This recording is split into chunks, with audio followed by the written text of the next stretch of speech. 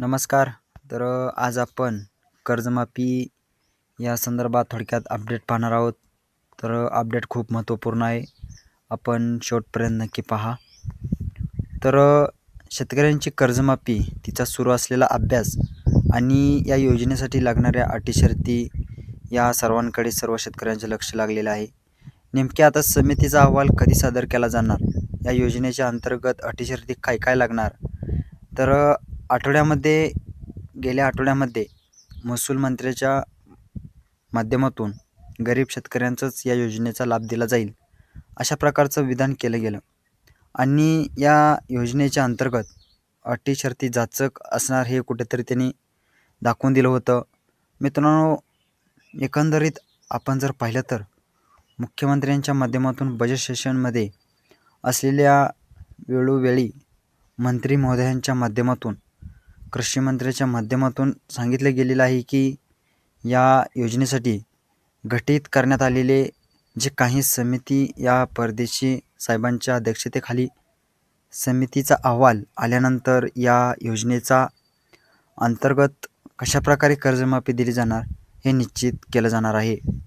आणि याच अनुषंगानं गेल्या 4 ते 5 महिन्यापासूनच शेतकरी या समितीच्या अहवालाच्या प्रतीक्षेत आहेत.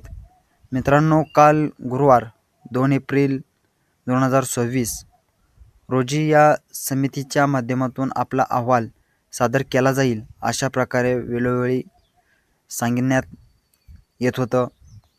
एप्रिलच्या पहिल्या आठवड्यामध्ये समितीचा अहवाल येईल. त्याच्यानंतर आलेल्या अहवाल पुढे मंत्रिमंडळाच्या समोर मांडला जाईल आणि मंत्रिमंडळाची मंजुरी घेऊन या कर्जमाफीला मंजुरी दिली जाईल, अशा प्रकारे एकंदरीत प्रवास सांगण्यात आलेला होता. परंतु आता या कर्जमाफीच्या समितीचा अहवाल पूर्ण होतोय का, अभ्यास पूर्ण होतोय का, की पुन्हा अभ्यास करण्यासाठी आणखी महिना 2 महिने मुदतवाढ मागितली जाते, असे अनेक सारे प्रश्न यापूर्वी सुद्धा उपस्थित करण्यात आलेले होते. आता सध्या तरी या समितीचा कार्यकाल संपला आहे, म्हणजे कालावधी पूर्ण झाला आहे आणि एप्रिलच्या पहिल्या आठवड्यामध्ये ही समितीचा अहवाल सादर करेल, अशा प्रकारे अपडेट होती. परंतु यामध्ये आता ही समिती साधारणपणे एप्रिलच्या 3ऱ्या आठवड्यामध्ये आपला हा अहवाल सादर करणार आहे. आतापर्यंत तरी याच्यामध्ये मुदतवाढ मागितली आलेली नाही. आता या समितीच्या माध्यमातून आपला अहवाल सादर केल्यानंतर पुढे मंत्रिमंडळाच्या बैठकीमध्ये हा अहवाल मांडला जाईल.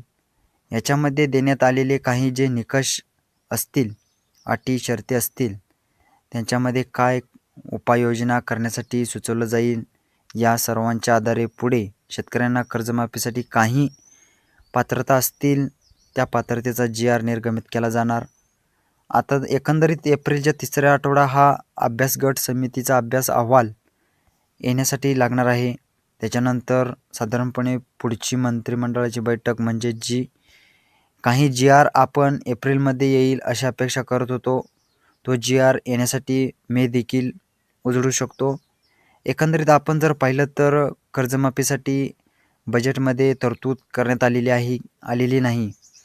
परंतु कर्जमाफीची घोषणा झाली, या पार्श्वभूमीवर कर्जमाफी तर जाहीर केली, त्याचा जर GR आला तर कमीत कमी बँका या कर्जमाफीची प्रक्रिया सुरू झाली, म्हणून पूर्वीची कर्ज समायोजन करून नवीन कर्ज देण्यासाठी कुठेतरी पुढे प्रक्रिया करतील.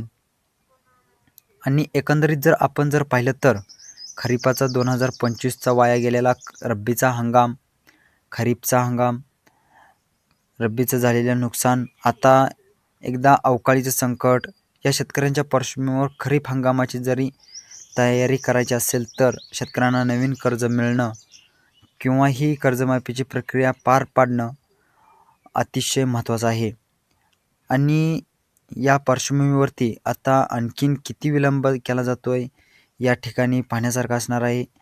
परंतु एकंदरीत आता समितीचा येणारा जो काही अहवाल आहे का, अहवाल एप्रिलच्या साधारणपणे 3ऱ्या आठवड्यामध्येच येऊ शकतो, अशा प्रकारचे अपडेट समोर येतात. मित्रांनो, या योजनेत GR जोपर्यंत येत नाही तोपर्यंत योजनेच्या सांगितल्या जाणाऱ्या अटी शर्ती, पात्रता या फक्त बातम्या असणार आहेत. त्यामुळे GR येण्याची प्रतीक्षा करा आणि GR आल्यानंतर शेतकऱ्यांना त्यांच्या संदर्भातील अटी, शक्ती, पात्रता, निकष या ठिकाणी समजणार आहेत. जे जे अपडेट येतील ते आपणास वेळोवेळी देण्यात येईल. तर शेतकरी बांधवांनो, तर आपल्या चॅनलवर नवीन आला असाल तर आपल्या चॅनलला नक्की सबस्क्राईब करा. तर चला भेटूया अशाच नवीन व्हिडिओसह. धन्यवाद.